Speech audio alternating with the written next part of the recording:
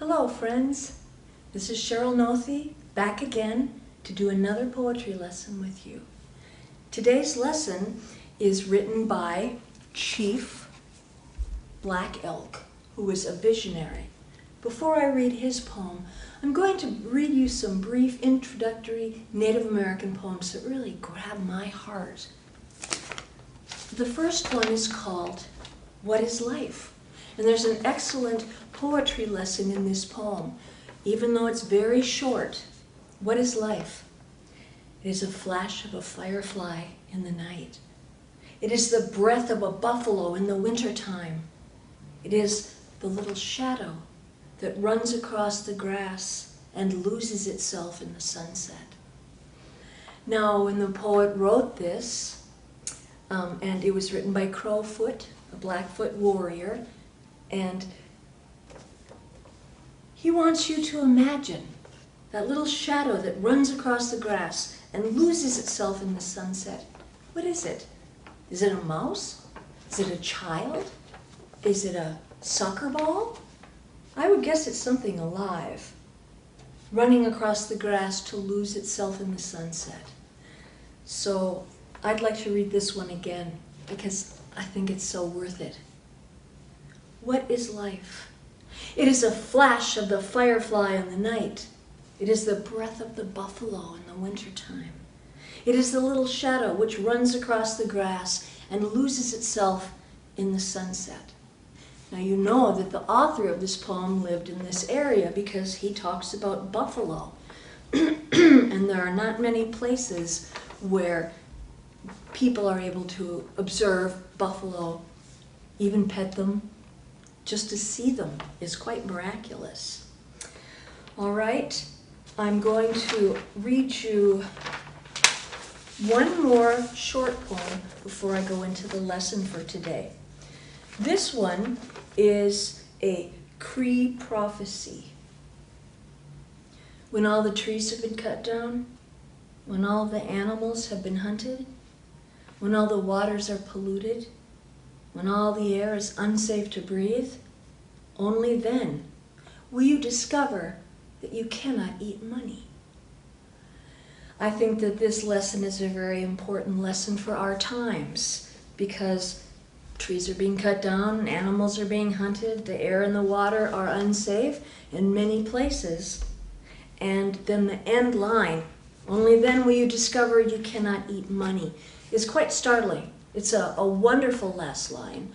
It's just so strong and a little shocking. So I promised you that I would read you a poem written by Chief Black Elk. He was a chief and a visionary, and this poem I get the best results with because young people just take to it because all they have to do is look around and they can see. And so, here is the poem.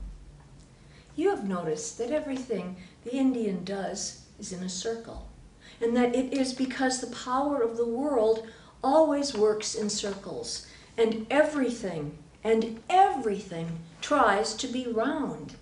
In the old days, all our power came to us from the sacred hoop of the nation, and so long as the hoop was unbroken, the people flourished. The flowering tree was the living center of the hoop, and the circle of the four quarters nourished it. The east gave peace and light, the south gave warmth, the west gave rain, and the north with its cold and mighty wind gave us strength and endurance. This knowledge came to us from the outer world with our religion. Everything the power of the world does is done in a circle.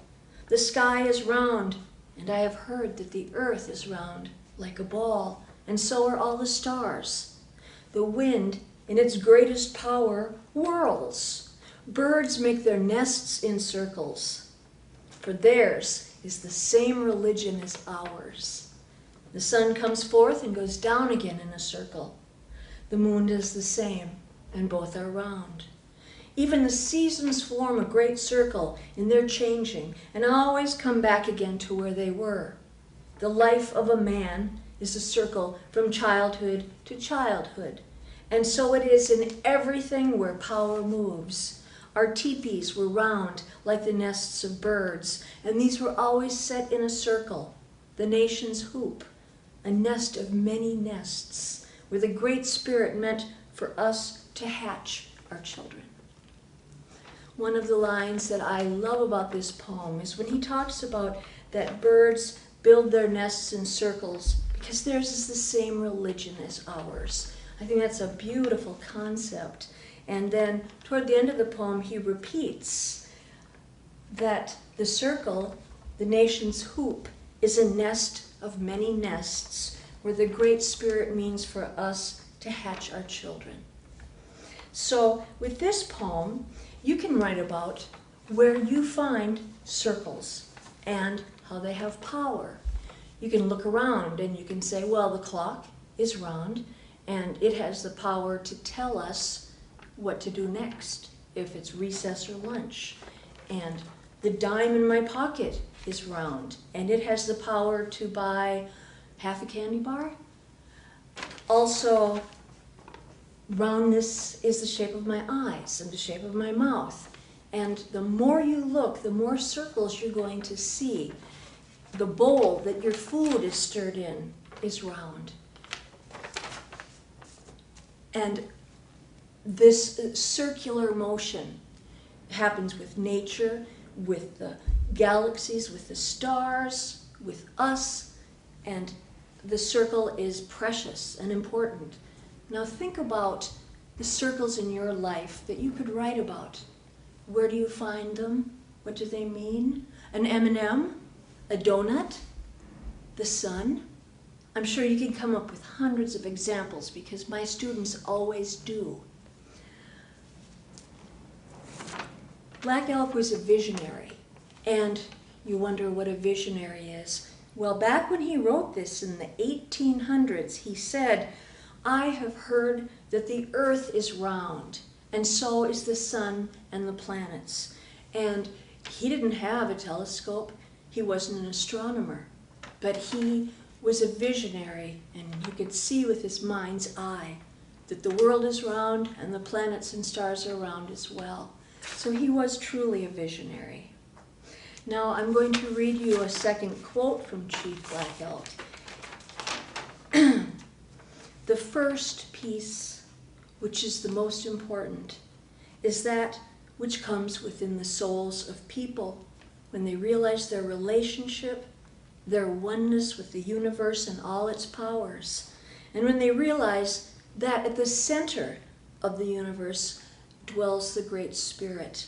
And this center is really everywhere. It is within each of us. Chief Black Elk was a holy man of the Oglala Sioux, and this is from a collection called Black Elk Speaks. So the circle is also inside you. The heart is a sort of crooked circle. The brain is another kind of misshapen circle, but everything is circular, and we're composed of circles. And so I hope you have a wonderful time looking around and then closing your eyes and looking within, finding the circles in your world and what they mean and where the power lies. I hope you enjoy Chief Black Elk's writing because I think it's wonderful.